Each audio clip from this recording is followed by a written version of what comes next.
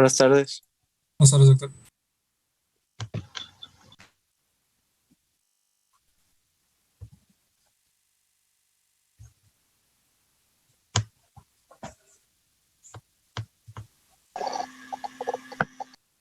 Muy bien.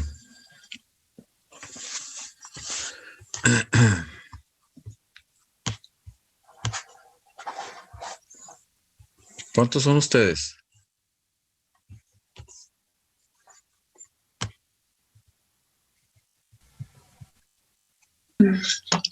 Somos los 2 salones, doctor. Somos como 30 y tantos. 27, ¿verdad? Sí, algo así.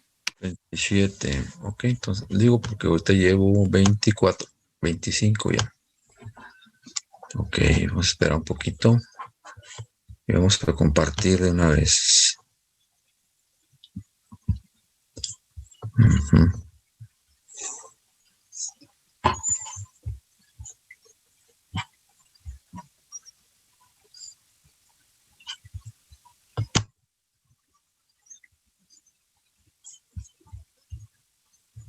Doctor, me dice Diana Leverda que no se puede conectar porque no tiene internet y se le acabaron los datos. ¿Se le acabaron qué? Los datos. Los datos. O sea, no puede accesar al Zoom. Como gastan muchos datos, no puede entrar. Órale. Ay, tampoco por el celular. No, por eso no puede. Pues, Pues es que no por el tiene celular internet. no se puede. Ok, ya entendí. Ups, pues sí. Ese es el problema, porque pues de cualquier forma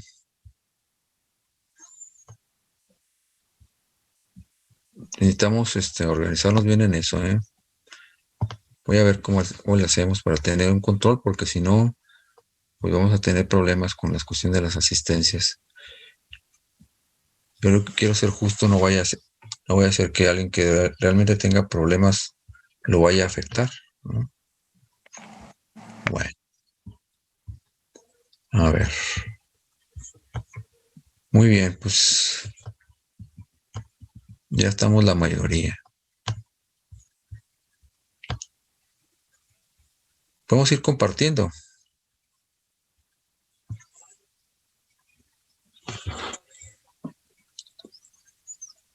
Ya estamos. Según yo ya la tengo, ¿no se ve? Ahí está, ya la vi, ya entró. Ya. Ok. Ya entró. Muy bien. Entonces, reiniciamos, para más bien decir reiniciamos. Ok. Pues siguiendo con la exposición del día de ayer, que estábamos hablando pues del caso clínico y de este pacientito que tuvo pues la dificultad respiratoria. Hablando, bueno, y quedamos en que el diagnóstico pues era la hernia diafragmática congénita. En la presentación clínica de este padecimiento vemos que el bebé va a tener una cianosis grave y dificultad respiratoria que, como nos decía el doctor, va a ser inmediata desde los primeros minutos a primeras horas de vida. Aunque sin embargo decía que en un pequeño grupo pues puede existir un periodo hasta de 48 horas durante este el bebé se encuentra estable. Bueno, en un artículo también encontré que la triada pues, diagnóstica de este padecimiento, de esta hernia, es que los bebés presenten cianosis, disnea y dextrocardia aparente, que era lo que mencionábamos antes, ¿no? Que los latidos del corazón se escuchaban hacia el lado derecho y esto era por el desviamiento, ¿cómo se dice? La desviación del mediastino y el corazón hacia el lado derecho, porque pues la hernia estaba del lado izquierdo. Y en la exploración pues vimos que estos bebés van a tener un abdomen excavado y tórax en túnel. Bueno, la dificultad respiratoria va a ser un signo cardinal. En el caso clínico, ¿qué datos tenía el paciente para compararlo con lo que dice la literatura? Ese es el ejercicio que tenemos que hacer. Pues tenía la cianosis, la dificultad respiratoria, el abdomen excavado también decía que tenía.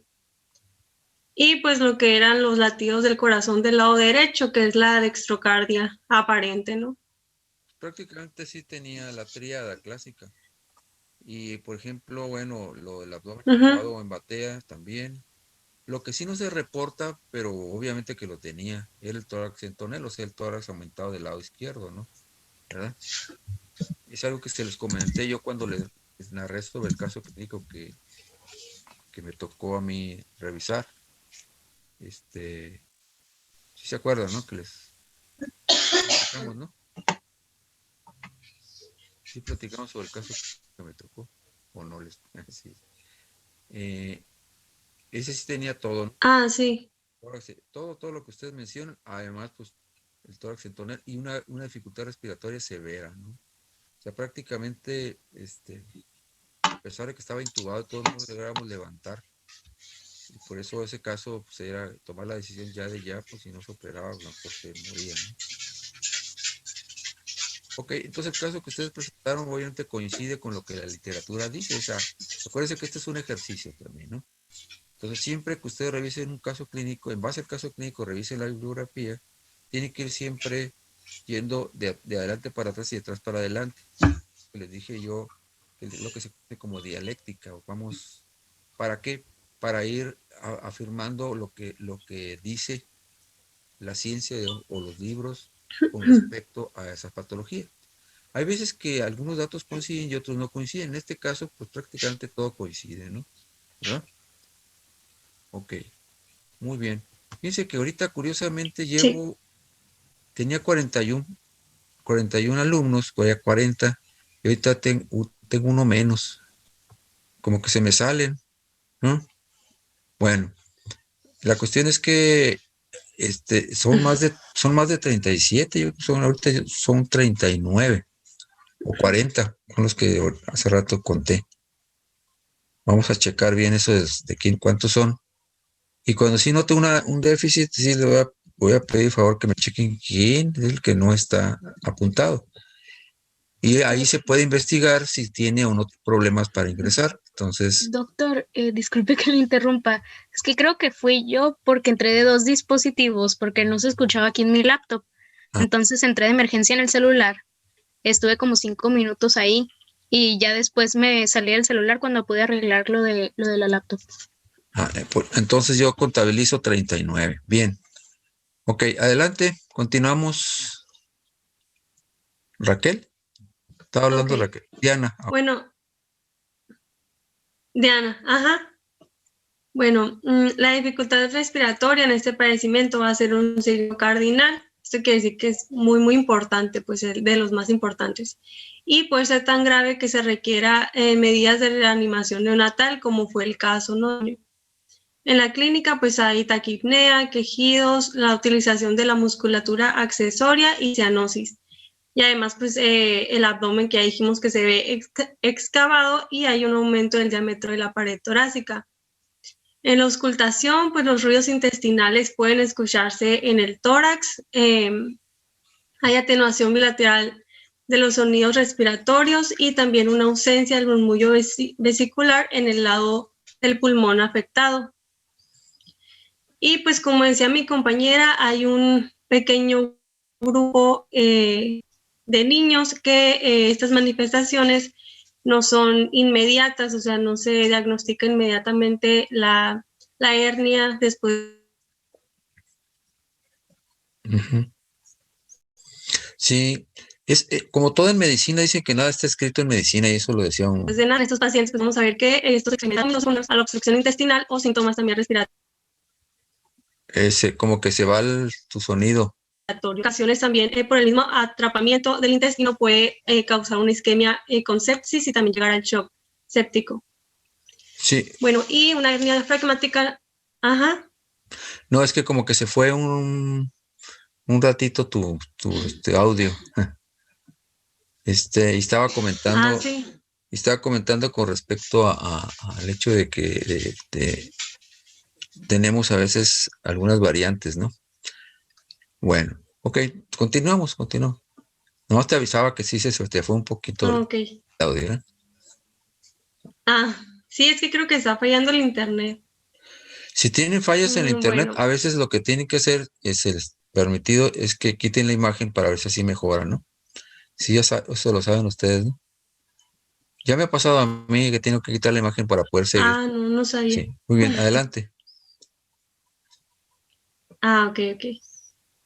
Bueno, y una hernia diafragmática no diagnosticada va a ser una causa rara de muerte súbita tanto en lactantes como ya niños más grandes. Como el caso que les comenté, ¿no? Estaba muy, bueno, no fue súbita, pero sí fue una muerte que está, crónica de una muerte probablemente anunciada, ¿no? Como el libro de García Márquez, no lo han leído, por cierto. Bueno, ya cambié de tema, ¿no? Adelante. Bueno, algunas complicaciones, pues va a ser la perforación de la víscera hueca y esta va a crear pues un absceso intratorácico y también puede haber empiema pleural y esto puede llegar a causar una septicemia. Bueno, es por esto que se han investigado ciertos marcadores prenatales para diagnosticar tempranamente este tipo de enfermedad. Y estos marcadores pues nos van a ayudar a ver la evaluación pronóstica de la gravedad de la hipoplasia pulmonar, que como vimos, pues es un...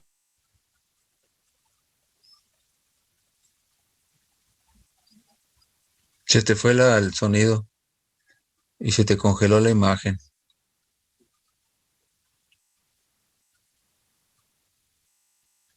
Le pueden avisar a su compañera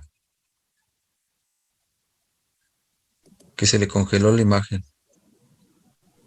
Sí, ya le estamos diciendo, doctor. Ok. Yo creo que sí va a tener que quitar su video para poder continuar con la presentación.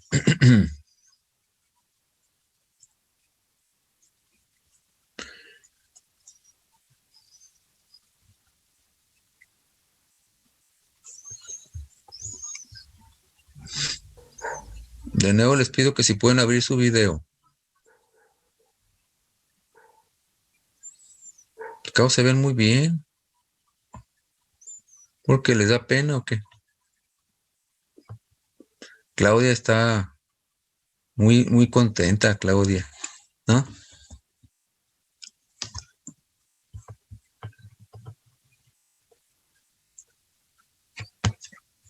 Nos faltan algunos.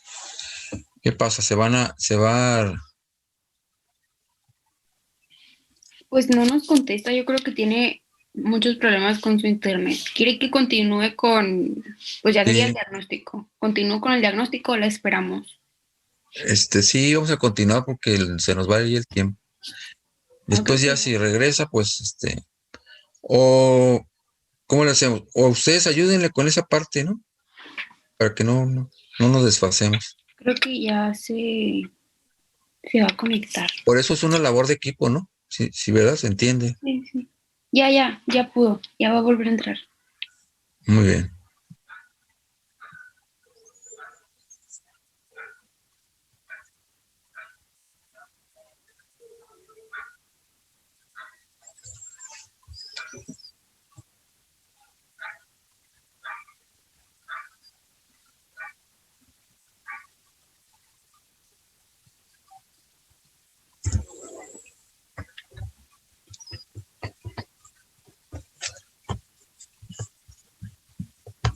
¿Y en qué van en pediatría? Ah, no, perdón, ustedes nos llevan pediatría. ¿O sí? Sí, ¿verdad? Se están llevando pediatría. Sí, hoy vimos desnutrición. Desnutrición. Ya vieron crecimiento y desarrollo. Veo desarrollo, perdón. Sí, Qué bueno. Muy bien. Adelante, continuamos. No se integró su compañera.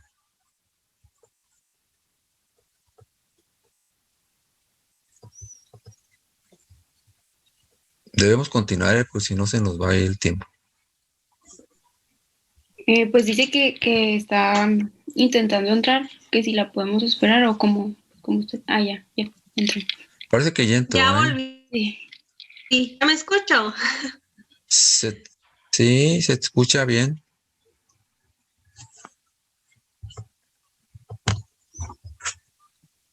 Adelante.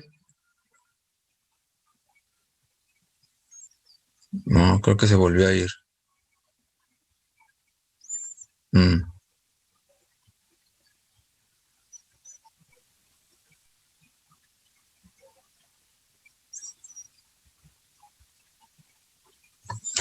Nada más que tienes apagado el micrófono, ¿eh? Ah, no, pero no eres tú, eres Raquel. Te estoy viendo.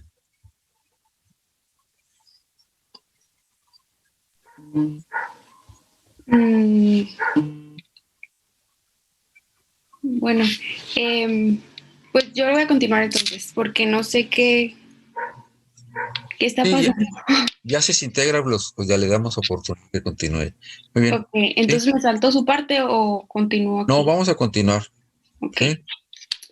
muy bien. Bueno, entonces se había quedado en que se han realizado diferentes investigaciones pues de marcadores prenatales para pues poder tener como un mejor control en los casos que sean de diagnóstico temprano y que esto pues tenga mejor pronóstico para los niños, ¿no? Como por ejemplo, pues estas investigaciones han ayudado a evaluar predictores indirectos de desarrollo pulmonar, los cuales ayudan a ubicar la hernia pues tempranamente y también a ver si dentro de esta patología existe la presencia del hígado en el tórax. La presencia del hígado en el tórax va pues, a suponer un factor ¿cómo se dice? De pronóstico muy importante, porque... Ya volví. Ok. Muy bien. Sí, estábamos viendo de nuevo sobre los marcadores, sobre el hígado presente sí. en el tórax. Sí. Bueno, voy a seguir yo. Sí, les decía que si el hígado está dentro del tórax, o sea, en la hernia, pues va a representar una menor supervivencia para los niños del 43%. Y en el caso de que se encuentre todavía debajo, o sea, en la cavidad abdominal, pues va a representar una mayor supervivencia del 93%.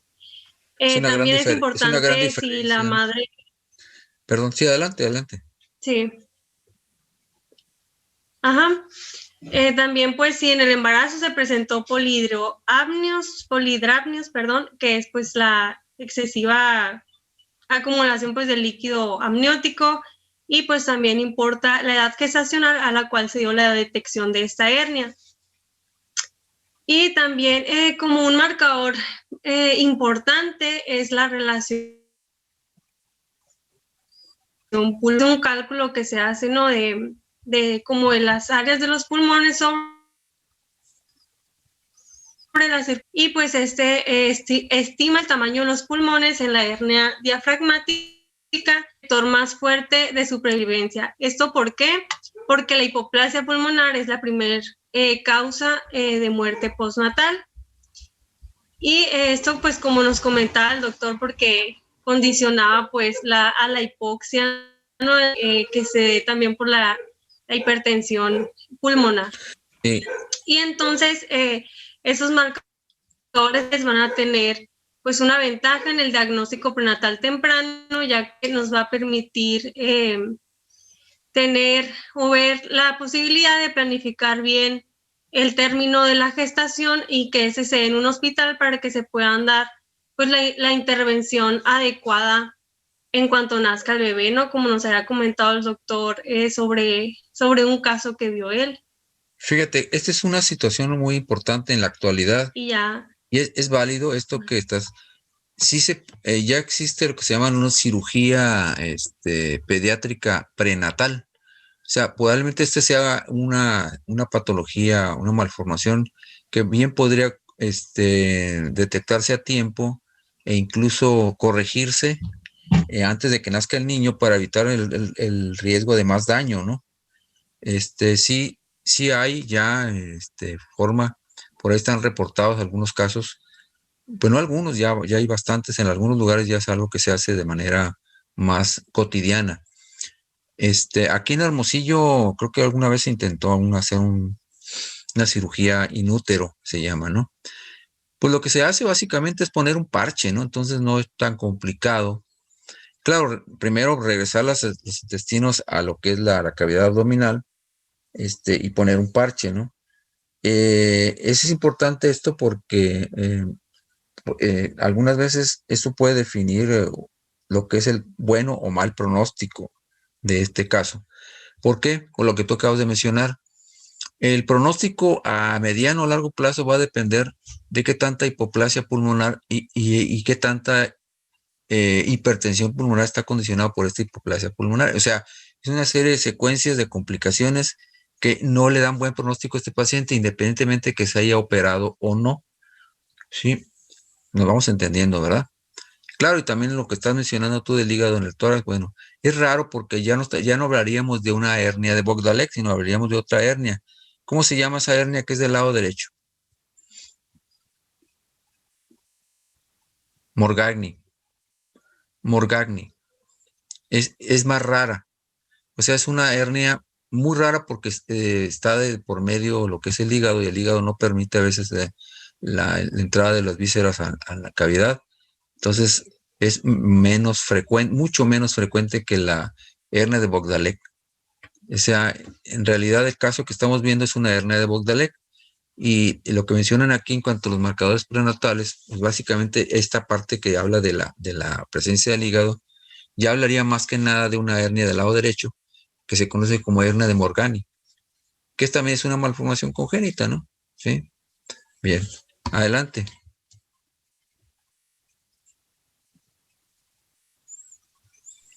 Ok, pues ahora sí vamos a pasar a lo que es el diagnóstico. El diagnóstico de la hernia diafragmática congénita pues se puede hacer prenatal y postnatal. En el caso de que sea prenatal, pues se utiliza la ecografía y se pueden identificar pues las características que hacen sospechar de este diagnóstico entre las semanas 16 y 24. Alguna de estas características es que, por ejemplo, se altera la translucencia nucal normal y pues eso podría ser un factor que nos lleve a sospechar, ¿no? En el caso de que sea postnatal, como pues es el caso que estamos viendo, el estudio que más se utiliza y el más útil es la radiografía de tórax. Y pues complementario a esta, pues también se deben solicitar hemogramas, químicas sanguíneas, gasometría, la cual nos va pues ayudar para valorar la función respiratoria, que pues en este caso el bebé tenía acidosis metabólica. Y en caso de que la radiografía de tórax no sea suficiente y no dé los datos pues suficientes para confirmar el diagnóstico, también se pueden solicitar resonancia magnética o tomografía axial computarizada para tener pues imágenes más detalladas. Más bonitas y más documentadas, pero en realidad en una tele de tórax, como vimos en el caso que tenemos aquí, así sea la peor radiografía del mundo, siempre te va a dar esos datos que vimos ahí, ¿no? Entonces, es más barato, es hasta más rápido, porque muchas veces hay centros hospitalarios que no tienen TAC y mucho menos resonancia, ¿no? O sea, como que es algo muy sofisticado para algunos la gran mayoría de los hospitales, sobre todo hospitales de segundo nivel, de tercer nivel, no hay tomografía y no hay resonancia. Y insisto, y además es más cara. ¿Para qué? Ustedes sí han hablado de lo que es la medicina de evidencias, ¿no? O no han visto ustedes eso como materia, hasta ahorita, ¿no? Habla de que nosotros en medicina debemos solicitar lo que es necesario para poder hacer el diagnóstico de certeza. Y si no es necesario hacer otros estudios, no se tienen que hacer. Antes se creía que hacer todos los estudios de laboratorio y gabinete eran necesarios para poder tener una definición del diagnóstico, pero no. Ya lo vimos en este caso que presentamos, por eso es importante presentar este caso. Este es un caso característico donde una radiografía simple de tórax nos puede ayudar a hacer el diagnóstico más la clínica, ¿no? ¿Sí? Si se dieron cuenta, ¿no? Entonces, otros estudios, bueno, a lo mejor alguien tiene dudas o no sabe interpretar una radiografía de tórax y le pide una resonancia, pues en la resonancia se ve. La resonancia pues es tan bonita que se ve tan clarito que ahora sí que muchas veces no necesitas ni siquiera saber semiología radiológica, ¿no? Para saber que hay algo ahí, ¿no? ¿Sí? Pero si ustedes saben semiología radiológica y saben describir eso, pues pueden muy bien hacer inferencias al respecto, como fue este caso. Muy bien, adelante. Ok, pues dentro de las características diagnósticas más significativas están que en el 90% de los casos el estómago, parte del intestino, se va a introducir pues dentro del tórax y esto va a ser lo que nos lleve a confirmar el diagnóstico, ¿no? También está que el rechazo del mediastino hacia el lado sano o no comprometido es un signo indirecto de hernia diafragmática congénita, ya que pues el material abdominal que está alojado en la cavidad torácica donde no debería estar, pues desplaza las estructuras que normalmente están ahí. Y pues como vemos en la imagen, es lo que sucede básicamente, que el intestino pues cruza el diafragma y se aloja en la cavidad torácica. Más adelante lo vamos a ver en una radiografía real. Pues aquí está. Y pues cada estudio va a tener diferentes características diagnósticas, como por ejemplo en la ecografía, pues si el diagnóstico se está haciendo de manera prenatal, lo que nos va a indicar que pues este diagnóstico es por señales como polihidramnios, masa torácica, desviación mediastínica, burbuja gástrica o presencia de hígado en la cavidad torácica, en caso de que sea pues el otro tipo de hernia que nos estaba comentando el doctor, y también se puede presentar una anasarca fetal.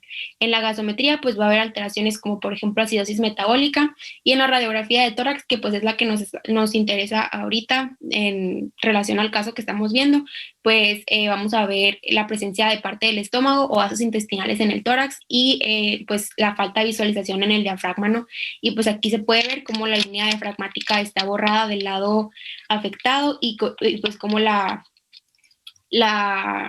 masa o el contenido pues, intestinal está en el tórax.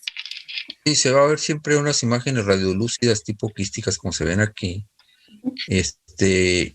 Y sobre todo algo importante, ¿sí? Es el desplazamiento del mediastino hacia la derecha con el corazón al lado derecho, ¿no? Sí, ¿Sí? igual. Haz de cuenta, muy parecido al caso, aunque no exactamente igual a la radiografía, pero sí bastante parecida, ¿no? Okay. Muy bien.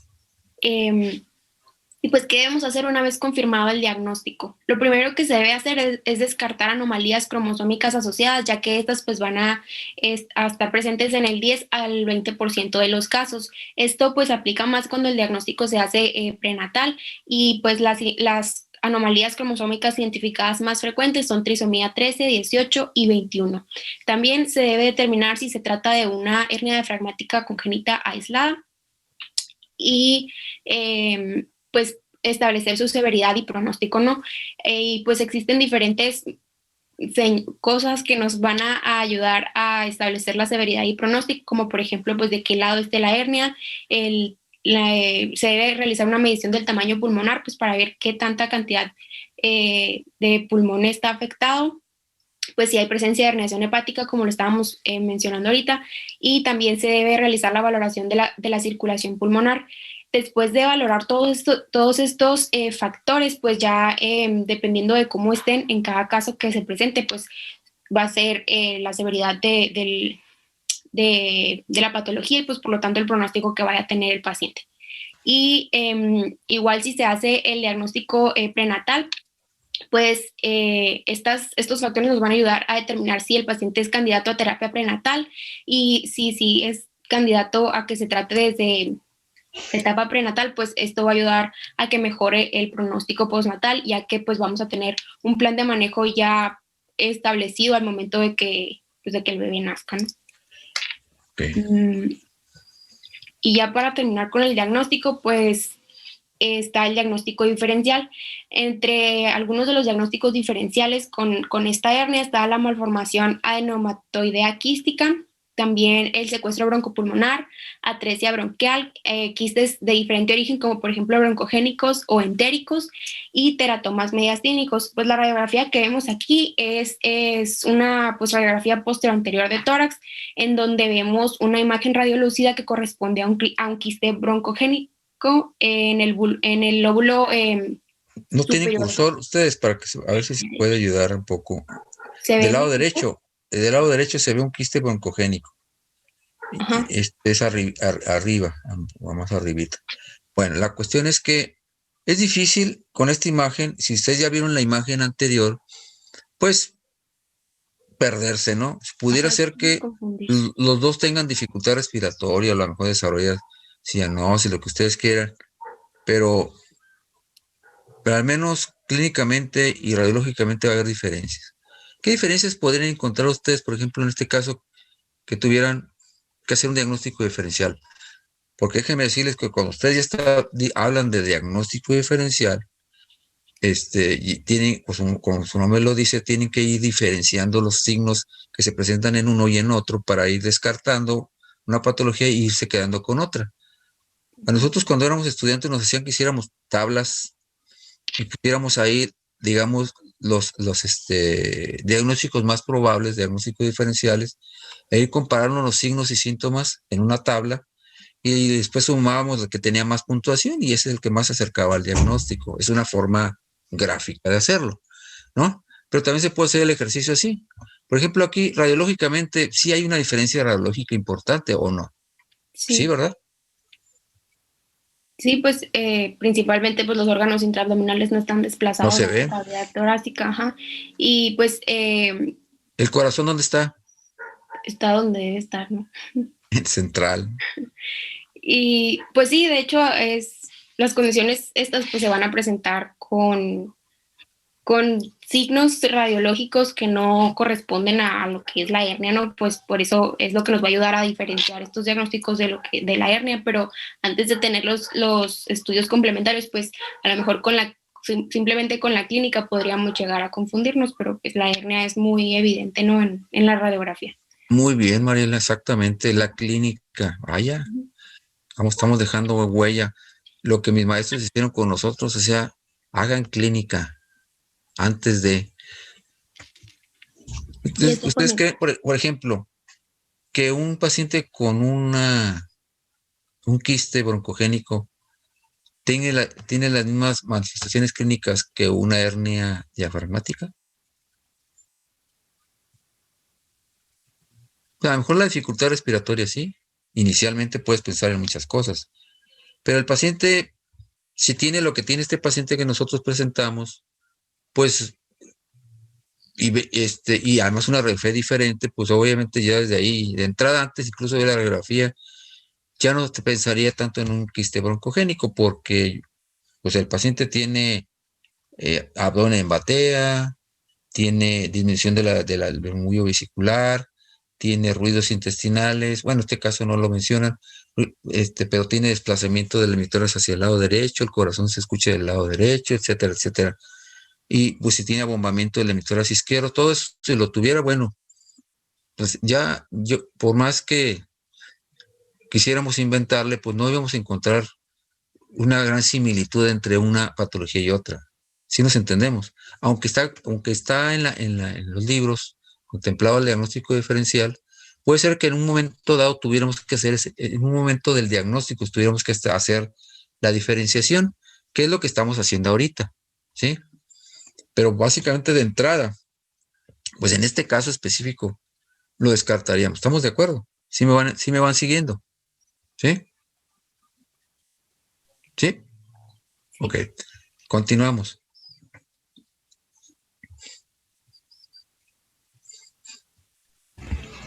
Buenas tardes, ¿me escucho? Muy bien. Ok, me toca hablar sobre el tratamiento. ¿Le puedes dar siguiente? Por favor. Gracias. Bueno, el tratamiento inicial de los niños con este tipo de herniación diafragmática suele requerir un soporte respiratorio intensivo que va a consistir en intubación endotraqueal rápida, sedación y también posiblemente una relajación muscular. También es importante insertar un catéter arterial, uno venoso central, que este va a estar conectado al y también una sonda urinaria y una sonda nasogástrica. El objetivo de todo esto es alcanzar una saturación de oxígeno preductal del 85% o más. Y también tenemos aquí que hacer una ecocardiografía, que en nuestro caso también se hizo. Es una técnica de imagen, pues va a ser sumamente importante para tomar decisiones terapéuticas, porque nos va a dar, bueno, nos va a permitir medir las presiones pulmonares del sistema vascular, perdón, y definir la presencia de una disfunción cardíaca. Una cardiopatía congénita. De hecho, en este caso se hizo porque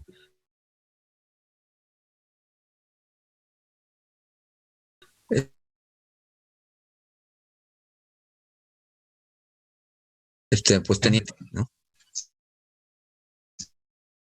Muy bien. También la administración sistémica de vasopresores está recomendada en presencia de una disfunción ventricular izquierda. Y dos recomendaciones que estaban ahí era que debe evitarse la ventilación prolongada con mascarilla. Esto porque destiende el estómago y los intestinos y esto va a dificultar todavía más la oxigenación. Y además que existe el riesgo de volutrauma, que es, por decirlo, unas lesiones de estiramiento o rupturas de las estructuras pulmonares. Entonces es importante tenerlo en cuenta. Y también debe evitarse los factores que contribuyen a una hipertensión pulmonar, que está la hipoxia, la acidosis y la hipotermia. Siguiente, por favor. Bueno, tenemos las estrategias de ventilación. Van a ser 3 técnicas principales para tratar la insuficiencia respiratoria en este tipo de niños con esta herniación diafragmática.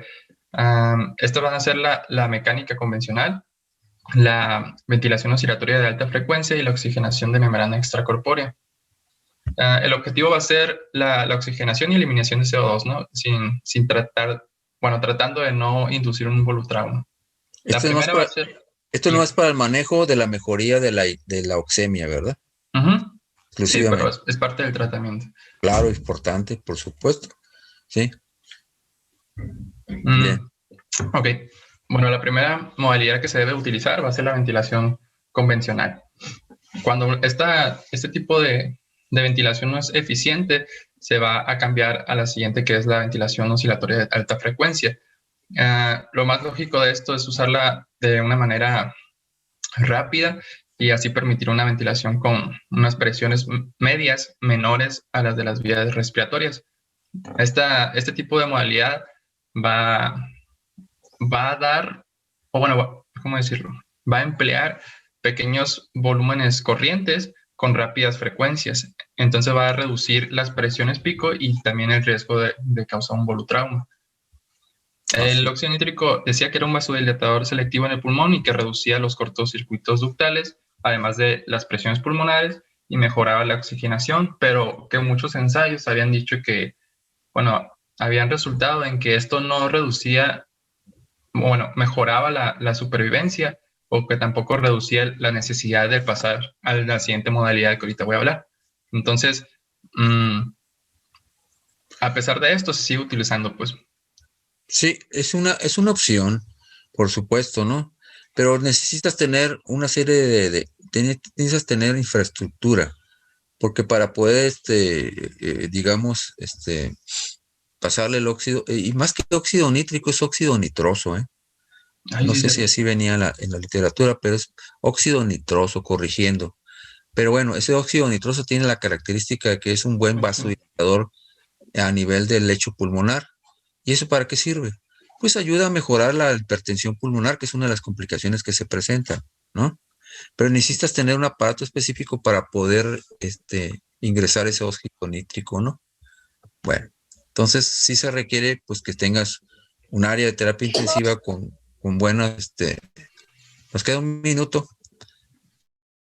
No te regresamos, ¿eh? Okay. ¿Sí? Sí.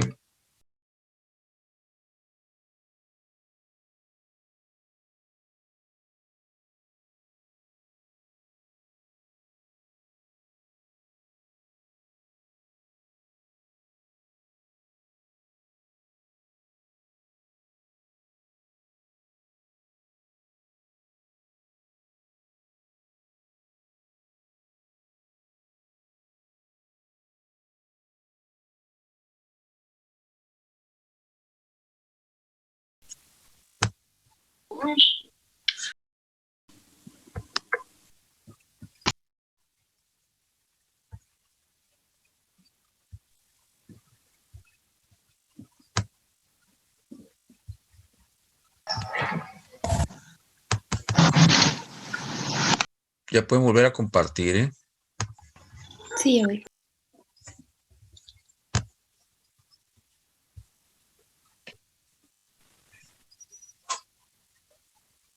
Tengo 31 participantes. Pues hace rato fueron como 41 los que había, ¿eh?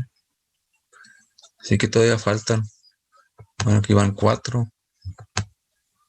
4 más. Ok.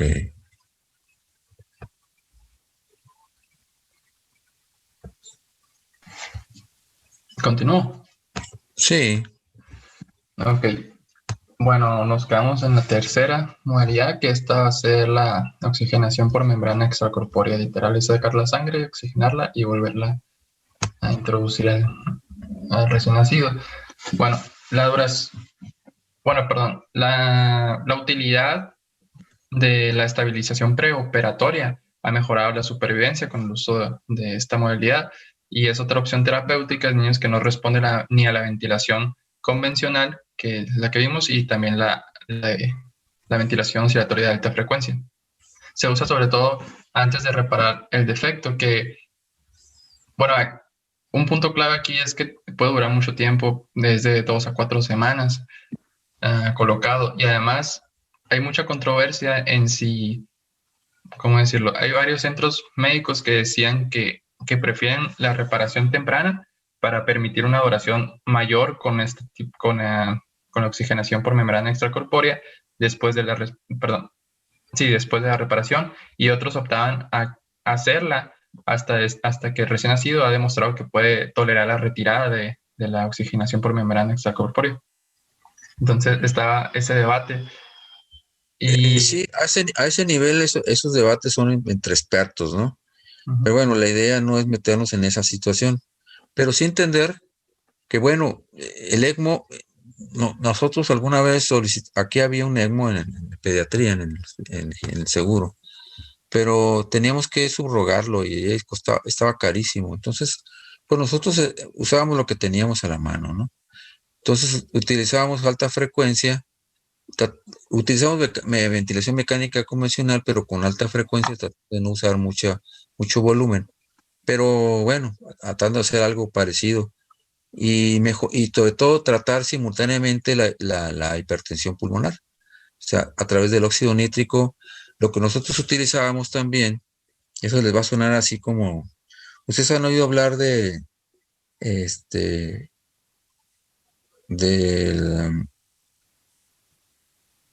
Viagra. No es broma, ¿eh? ¿Sí? ¿Cuál es la sal del Viagra? Bueno, el Viagra es un medicamento que históricamente se utilizaba en teoría como antihipertensivo sistémico, pero resulta que no fue tan bueno como antihipertensivo, pero fue muy bueno para otro tratamiento, ¿no? Pero después se vio que también tenía un efecto muy importante sobre el lecho vascular pulmonar, y en pocas palabras se puede utilizar en el tratamiento de la hipertensión pulmonar en un recién nacido.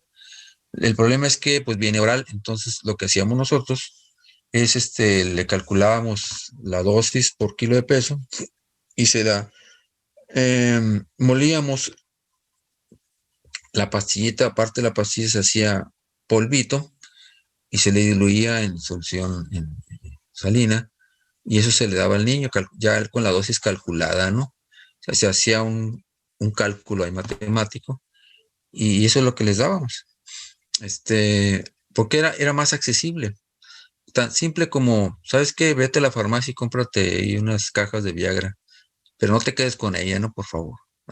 Así que, entonces, eso nos ayudó mucho a nosotros durante mucho tiempo, sin tener que buscar otras técnicas que además no teníamos mucho acceso, para tratar de resolver el problema de la hipertensión pulmonar, que eso podía incluso matar al paciente. Y créanme, lo mejoraban, ¿no? Es un tratamiento que los españoles fueron los primeros que empezaron a utilizarlo, el Viagra, ¿sí? Y dio buen resultado. Eso me tocó verlo a mí en un congreso internacional de terapia intensiva neonatal. Y ellos tenían unas estadísticas buenísimas con respecto a esto. Los gringos ni lo conocían. Los gringos utilizan cosas muy sofisticadas como el óxido nitroso y todo eso, el ECMO y todo eso. Pues eso es algo que ustedes tienen acceso, ¿no? Y algo tan simple como dar una pastillita de Viagra, pues les ayudaba mucho a los niños. Por cierto, les voy a contar una anécdota. Cuando me tocó ir a mí a ese congreso internacional y regresé, que yo manejaba terapia intensiva, empecé a utilizarlo el subdirector pues casi se ríe de mí. Le dijo, oye, te voy a pedir que me consigas Viagra. ¿Para qué? Me dijo. Pues es que se usa para el tratamiento. Ay, no me digas. ¿No es vacilada? No, le dije. Y resulta que pues no me la consiguió. Porque pues no me creyó, no sé qué pasó, ¿no? Esa es la anécdota que les cuento. Pero después, como a los 2 días, parece ser que sí se la consiguieron porque otro colega mío, pues les insistió en la mañana. Le dijo, oye, lo que dijo el doctor Martínez de la Torre es cierto, o sea, tienen que conseguirle eso porque si no se nos va a morir de hipertensión este paciente.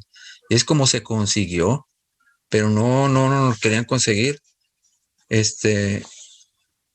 Y bueno, y gracias a que todo lo que es nuevo siempre en medicina, hay una cierta resistencia a creerlo y más con este medicamento. Pero bueno, esa es la anécdota que yo tengo con respecto a esto.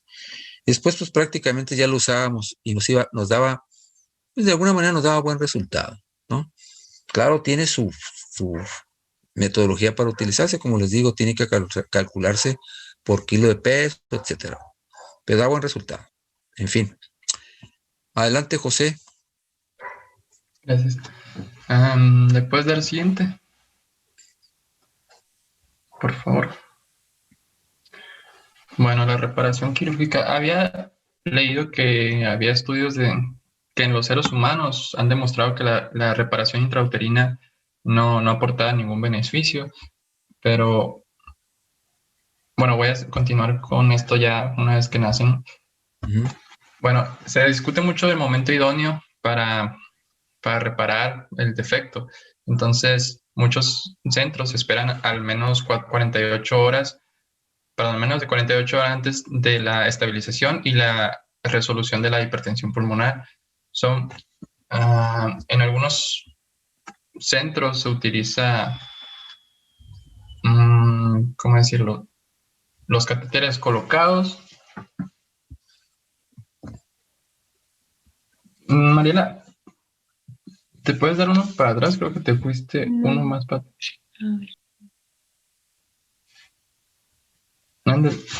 Ahí. Perdón. Ajá. ¿Dónde me quedé? Sí, que les platicaba que en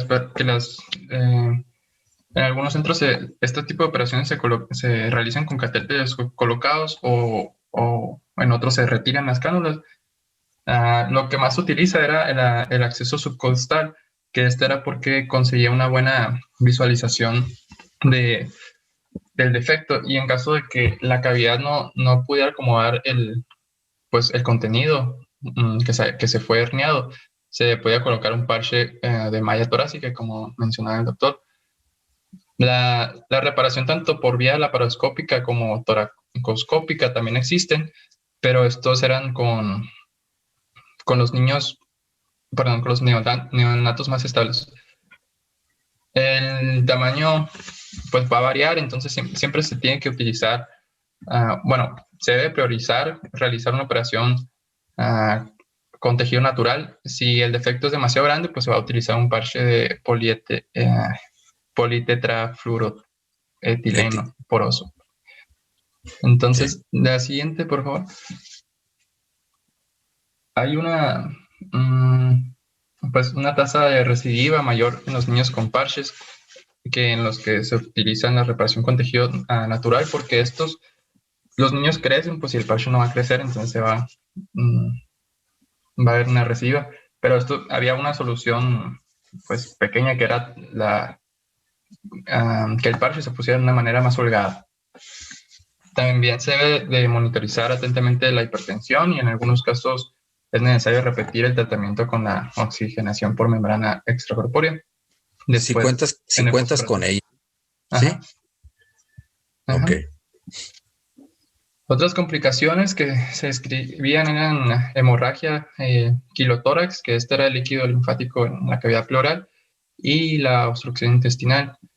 Otras complicaciones más comunes en pacientes en las cuales se hizo una corrección de la hernia diafragmática era la obstrucción intestinal, el reflujo gastroesofágico y la hernia hiatal. Esto es como tipo, Bueno, los niños tratados por una hernia diafragmática congénita sufren posteriormente problemas pulmonares, nutricionales y además problemas del desarrollo neurológico, por lo que se les debe garantizar un seguimiento estricto y la supervivencia global de los nacidos con ese tipo de problemas es de 67%. La incidencia de muerte fetal la incidencia de muerte fetal espontánea es de 7 a 10%. Siguiente, por favor. Creo que ya es todo. Sí. Muy bien. A ver, Gracias. ¿quién de ustedes puede hacer una retroalimentación de a partir del caso y lo que vimos en la bibliografía? Lo útil, el conocimiento útil de este caso, ¿cuál sería? A ver.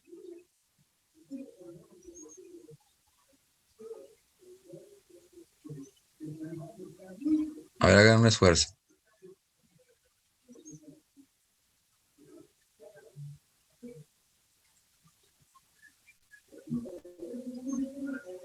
Lo estoy forzando mucho. Retroalimentación. Rápido. ¿Nosotros del equipo o los demás? Del equipo, Ah, ok, sí. ok. Pues pudiéramos concluir que conocer este tipo de enfermedades pues es importante debido a que pues son relativamente fáciles de diagnosticar debido a pues, que tienen características muy obvias, ¿no? Y entonces, pues si las diagnosticamos rápido, pues vamos a poder darles un mejor manejo a nuestros pacientes y pues por lo tanto un mejor pronóstico de recuperación. Okay. Y sobre todo, algo importante de esto es que los casos que ustedes les pongo yo, la metodología que tienen que seguir es como la que les mencionaba yo, es tratar de seguir la metodología del ABP para que les ayude de manera sistemática, ayudarles a resolver problemas. A lo mejor este caso no es tan complicado porque ¿cómo se puede decir? Es tan florido el cuadro que a veces te hace difícil no pensar en esto. Aunque no sepamos mucho de este tema, pues te orienta básicamente que hay algo ahí que probablemente sea una hernia, pero bueno. Pero lo importante de esto es también conocer que la hernia no es nada más corregir la cuestión quirúrgica, sino también trae una serie de complicaciones a consecuencia del desarrollo pulmonar, como son la hipoplasia pulmonar y la hipertensión pulmonar, que puede incluso matar al paciente. Entonces, hay que pensar integralmente en estos casos que vamos a hacer y debemos estar preparados siempre a manejar todas estas posibles complicaciones, dependiendo de los medios con los que contemos, ¿no? Entonces, es importante considerar que la hernia diafragmática congénita, la más común es la hernia de Bogdalek, eso es un hecho, es la que se tiene que aprender. La hernia de Morgagni es más rara, pero no quiere decir que no se presente, pero tiene características muy similares a esta, nada más que es del lado derecho, ¿no? Pero es mucho más rara.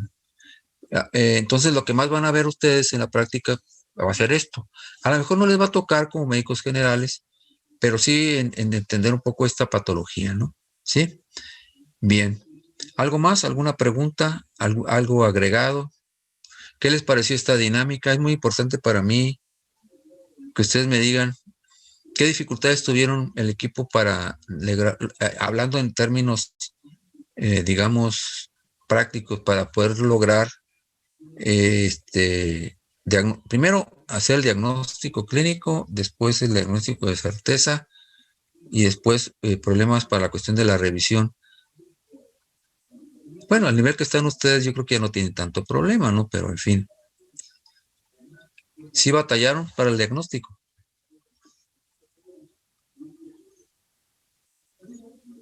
Ya estamos hablando un poco de lo que ustedes hicieron, ¿eh? Porque de eso se trata, esta es la verdadera retroalimentación. ¿Cómo les fue? ¿Cómo batallaron? ¿Y cómo corrigieron? Si no lo quieren decir ahorita, bueno, pero háganlo consciente, ¿sí? Acuérdense que ustedes, bueno, nosotros todos aprendemos, a veces desafortunadamente en base al ensayo-error. Y eso es muy importante, ¿no? ¿Sí? Entonces Entonces, la retroalimentación es que ustedes deben tratar de asimilar el método ABP para poder lograr resolver estos casos, porque habrá casos en donde no es tan evidente el diagnóstico, entonces tienen que seguir una metodología, y si ustedes no se creen que los diagnósticos en medicina son como inspiración divina, pues no, se van a dar cuenta que no es así. Entonces, por eso es importante que el ABP lo utilicen de manera como yo se lo estoy pidiendo. Por eso les preguntaba si tienen duda, pues vuelvan a revisar sobre qué es el ABP. Muy bien. ¿Algo más? ¿Alguien del equipo quiere comentar? ¿O alguien que no sea del equipo antes de irnos?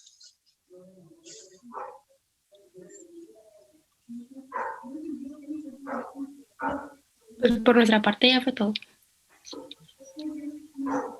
Sin comentarios. Bueno, muy bien. Yo creo que queda todo muy claro, o a lo mejor no les da poco de pena abrirse con respecto a estos casos, pero bueno, no hay problema, ¿eh? Lo resolvieron bien, el diagnóstico estuvo bien, la metodología, pues como les digo, tiene que ser muy cercana a lo que es el manejo del ABP para que les ayude, y sobre todo, pues, que sepan qué se va a hacer, que les quede algo de conocimiento al respecto, ¿no?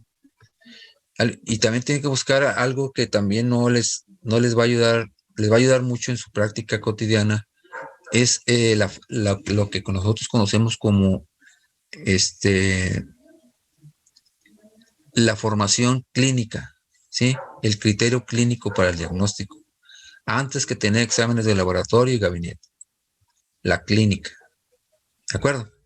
Muy bien, entonces nos vemos la próxima semana. ¿Sí? ¿Está bien? Sí. Sí, doctor, está bien. Gracias. Gracias, buenas tardes, doctor. Gracias, doctor. Bye.